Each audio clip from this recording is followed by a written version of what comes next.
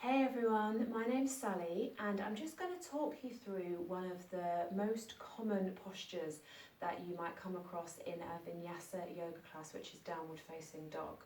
So I'm going to demo the posture, talk a little bit about it, and then I'll come out of it and say a few more important points. Okay, so downward facing dog is where we lift our legs.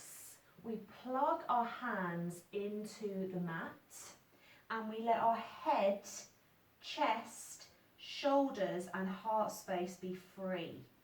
So lots of beginners find this very, very challenging because it does take a certain amount of wrist and shoulder mobility.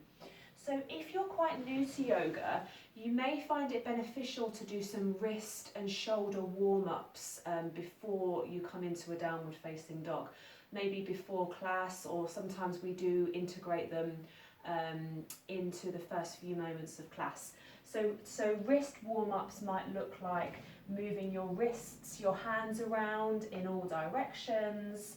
You can also come onto the tops of the hands and move your pelvis side to side or in a circular way. That's a really great way to get into the wrists. Simply taking some arm rotations is a really good way to get into the shoulders, okay?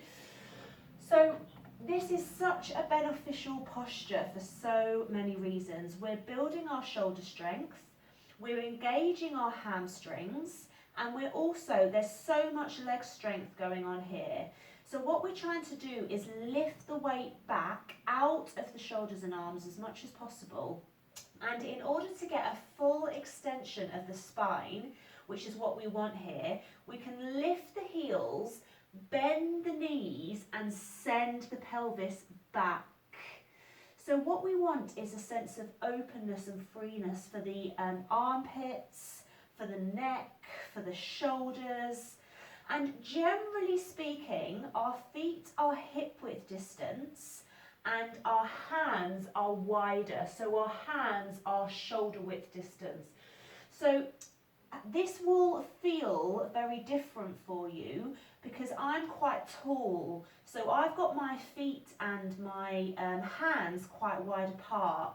But it's really important. I see a lot of beginners having too short a distance, which might look something like this between their hands and their feet.